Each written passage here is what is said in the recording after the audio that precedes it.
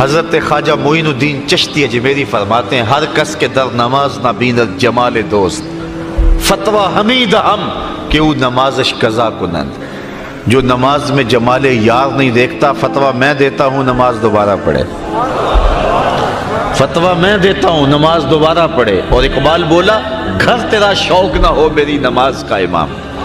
گھر تیرا شوق نہ ہو میری نماز کا امام. میرا قیام بھی حجاب میرا سجود بھی حجاب. لوح بھی تو قلم بھی تو تیرا وجود الکتاب. گنبد آبگینہ رنگ تیرے محیط میں احباب. ان کا خیال نہیں ہے تو نماز کیسی؟ آئیے بخاری اٹھائیے. کعب بن مالک یہ وہ صحابی ہیں جن کی بخشش کا رب نے سورہ توبہ میں اعلان کیا ہے. فرماتے ہیں وصلی قریبا منہ. جب میں نماز پڑھتا حضور کے نیڑے کھڑا ہو کے پڑھتا. کیوں؟ ثواب زیادہ ہو یہ غرض ہو سکتی ہے لیکن انہوں نے بتایا کہ نیڑے کیوں کھڑا ہوتا تھا, قریب کیوں کھڑا ہوتا تھا. وصلی قریبا منہ. جب نماز پڑھتا تو حضور کے نیڑے کھڑا ہوتا. کیوں؟ فَأُسَارِقُهُ النَّظْرَ. اس لیے کہ نماز بھی پڑھتا رہتا تھا چوری چوری حضور کی دید بھی کرتا رہتا. اصل نماز ہے یہی, روح نماز ہے یہی. میں تیرے روبرو رہوں تو میرے روبرو رہے. دل میں ہو یاد تیری در پہ سرے نیاز ہو. وہ بھی کوئی نماز ہے یار نہ ہو نماز ہو. جب السلام علیکہ ایھا النبی پڑھیں گے تو خیال کے بغیر گزر جائیں گے. کیسے گزریں گے؟ امام غزالی تو یہاں تک بولے کہ اے نمازی پہلے نبی کو دل میں حاضر کر لے پھر نقشہ پکا لے. جب نقشہ پک جائے پھر کہنا آقا تیری بارگاہ میں سلام ہو. تو حسین ابن علی کبھی حضور کے کندھوں پہ سوار ہیں, کبھی حضور کی پشت پہ سوار ہیں, کبھی حضور علیہ الصلوۃ والسلام حسین ابن علی کے دونوں پاؤں اپنے پاؤں پہ رکھتے ہیں اور ان کے ہاتھ پکڑ لیتے ہیں اور فرماتے ہیں بیٹے چڑھتے آؤ. پھر حسین ابن علی رضی اللہ تعالیٰ عنہ کے پاؤں حضور کی پنڈلیوں پہ فرمایا اور آگے آؤ.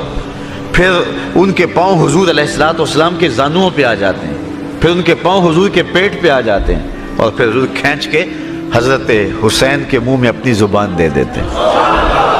اور کبھی یہ منظر بھی رقم ہوا کہ رسول اللہ نے ارشاد فرمایا حسین منی وانا من حسین. حسین مجھ سے ہے اور میں حسین سے ہوں. یار نبی رحمت صلی اللہ علیہ وسلم نے حسین ابن علی کے لیے یہ پیار کیا اور یہ محبتیں نچھاور کی. اب مولا کائنات سیدنا علی المرتضیٰ کے اس فرزند کو کربلا میں دیکھو کہ اس پیار کا جواب کیسے دیا. جب نبی کے دین کا پرچم گرنے لگا تو جس شخص نے سب پوری قوت کے ساتھ کھڑے ہو کر کے نبی کے دین کی گرتی ہوئی قدروں کو پامال ہونے سے بچایا, گھوڑوں کی ٹاپوں سے خود پامال ہو گیا لیکن نبی کے دین کو پامال نہیں ہونے دیا, اسی شخص کا نام حسین ابن علی. قرآن کافی ہے, وافی ہے, ہماری ضروریات کا کفیل ہے, لیکن اہل بیت کے دامن کو بھی تھامنے کی تلقین کی گئی. تو اس کا جواب یہ ہے کہ قرآن تھیوری ہے, اہل بیت اس کا پریکٹیکل ہے. تھیوری دیکھنی ہے تو قرآن کو دیکھ لو اور پریکٹیکل دیکھنا ہے تو کربلا کے تپتے ہوئے ریگزار میں حسین ابن علی کو دیکھ لو. تھوڑے دکھ نہیں آئے تھے جتنے دکھ امام پاک کو کربلا میں پہنچے. کو ہمالیہ پہ بھی آتے تو اس کا پتا بھی پانی ہو جاتا. اس عمر کا شخص میدان میں 10 مرتبہ چکر لگا لے تو ہانپنے لگے اور جو ہے وہ اس کی سانس سے سانس نہ جڑے. لیکن تاریخ نے بتایا اس بڑھاپے کے باوجود برستے تیروں میں حضرت امام حسین 71 لاشیں لینے گئے. ایک بار نہیں, 2 بار نہیں, 71 بار جاتے ہیں. اور کبھی بھائی کی لاش اٹھا کے لاتے ہیں, کبھی بیٹے کی لاش اٹھا کے لاتے ہیں. یہاں تبھی موت سے کوئی کسی کا جوان بیٹا مر جائے نا تو پورا محلہ تسلی دینے والا ہوتا ہے, لیکن باپ کو پھر بھی سنبھالنے سے جو ہے وہ تسکین نہیں آ رہی ہوتی. جنازہ اٹھتا ہے 10 آدمی اس کو سہارا دے کے قبرستان میں لے جا رہے ہوتے ہیں. صاحب یہ کون ہے؟ کہا اسی کے تو جوان کی لاش جا رہی ہے. تبھی موت سے بیٹا مر جائے, آپ اولاد رکھتے ہیں, حضرت تصور دیکھیں معاشرے میں دیکھتے ہیں, تبھی موت سے بیٹا مر جائے اور باپ سنبھلتا نہیں, 10 لوگ سنبھالا دے رہے ہوتے ہیں. میں پھر خراج نہ پیش کروں حسین ابن علی کو کہ جو جوان بیٹے کی لاش کندھوں پہ اٹھا کے خیموں تک لاتے ہیں اور پھر بھی ہاتھ اٹھا کہتے ہیں مالک حسین کی یہ قربانی بھی قبول فرما. 6 ماہ کے بیٹے کو فرات کے کنارے لیے کھڑے ہیں اور کہا میرے سے تمہارا اختلاف ہے، اس سے تو نہیں ہے، اس کو تو پانی دے دو، لیکن جواب میں تیر ملتا ہے اور حضرت اصغر کا گلا کٹ جاتا ہے، خون کے فوارے بہنے لگتے ہیں اور 6 ماہ کا بیٹا ہاتھوں میں تڑپ کے ٹھنڈا ہو جاتا ہے۔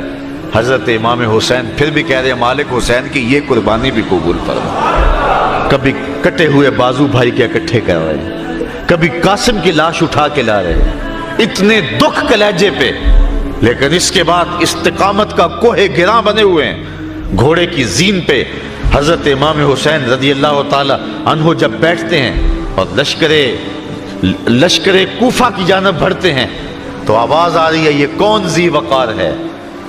بلا کا شاہ سوار ہے، لباس ہے پھٹا ہوا، غبار سے اٹا ہوا، تمام جسم نازنی، چھدا ہوا کٹا ہوا، پھر بھی ہے ڈٹا ہوا، یہ نبی کا نور عین ہے، یہ بال یقین حسین ہے۔ حضرت امام حسین کو پیاس کیوں ستاتی؟ حضور کی زبان چوسی تھی۔ سواری سے کیوں گرتے؟ اس لیے کہ حضور کے کندھوں کی سواری کی تھی۔ حضرت امام حسین نے حضور علیہ السلام کی پشت میں بیٹھے اور انہوں نے سجدے کو طول دیا تھا، آج حسین نے بھی اس کے بدلے میں ایک سجدہ کیا۔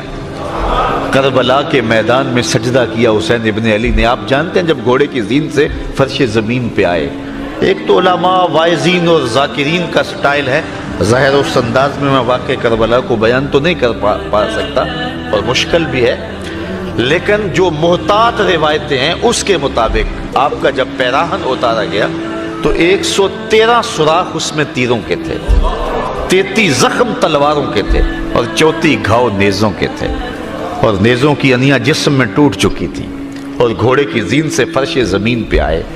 ایک کانٹا بھی بدن پہ چبھا ہو تو ہماری نماز رہ جاتی ہے، اور اتنے تیر بدن میں اور لخت لخت سے خون بہ رہا ہے، 71 لاشیں پڑے ہوئے ہیں، اور 22,000 کا لشکر جرار جو ہے وہ ٹوٹ کے آپ پر تیر برسا رہا ہے، لیکن گھوڑے کی زین سے فرش زمین پہ آئے، صابر ایسا کہ نماز کا وقت ہو گیا۔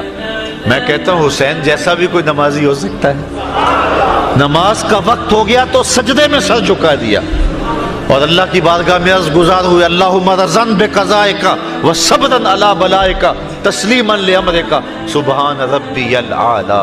مالک دکھ سہ کے، تکلیفیں برداشت کر کے، بیٹے کٹوا کے، خاندان لٹا کے، تیرا حسین تیرے پہ پھر بھی راضی ہے، تو بھی بتا تو بھی حسین پہ راضی ہوا ہے یا نہیں ہوا؟ آواز آ رہی ہے اس پیاسے پر محمد مصطفیٰ کو ناز ہے، اس نواسے پر علی شیر خدا کو ناز ہے، اوروں نے بھی سجدے کیے پر اس کا عجب انداز ہے، اس نے وہ سجدہ کیا جس پر خدا کو ناز ہے۔ ایسا لمبا سجدہ کسی نے نہیں کیا ہوگا۔ آپ جانتے ہیں کہ دست قاتل نے اس وقت سر انور کاٹا جب سجدے میں جھکا ہوا تھا۔ عرفات کا میدان ہے، ایک صحابی نے حضور کو آ کے بتایا کہ ایک شخص تلبیہ پڑھتا ہوا اونٹ پہ آ رہا تھا اور گر گیا اور گردن کی ہڈی ٹوٹ گئی اور وہی موت واقع ہو گئی۔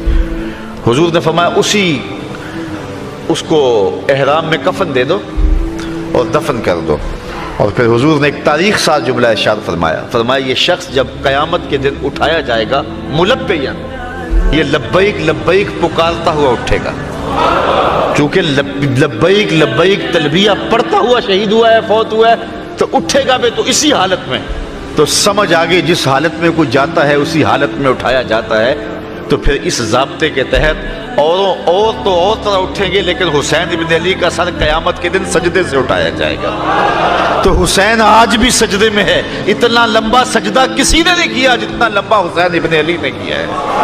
اگر نبی نے سجدے کو طول دیا تھا پھر حسین نے بھی ایسا سجدہ کر کے دکھایا۔ اے حسین ابن علی تم پر سلام، نازش آل نبی تم پر سلام، تم پہ لاکھوں رحمتیں لاکھوں سلام، اے شہیدان محبت کے امام، لالا گون لالا کفن لالا چمن، اے چمن اندر چمن، زندگی ہی زندگی تیری حیات، اے حیات اندر حیات، افتخار ملت بیضا ہے تو، رب کعبہ کی قسم یکتا ہے تو، فخر کا دل میں دریچہ باز کرنا چاہیے، جن کا تو آقا ہے ان کو ناز کرنا چاہیے۔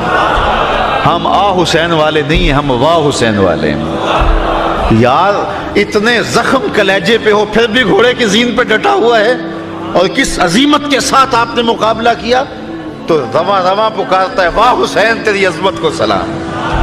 اللہ اکبر، کو ہمالیہ کا کلیجہ بھی پھٹ جاتا، اتنے دکھ اس پہ آتے، لیکن امام حسین نے کمال کر دی، اور آج صدیاں گزرنے کے بعد حسین ابن علی کا نام دلوں میں تازہ ہے۔ اگر حضرت امام حسین کربلا میں نہ جاتے تو کیا آج تک ہمارے اندر موجود ہوتے؟ موت سے تو چھٹکارا نہیں ہے، لیکن آپ نے راستہ وہ اختیار کیا کہ قیامت تک لوگوں کے دلوں میں بس رہے ہیں، خوشبو بن کے جی رہے ہیں۔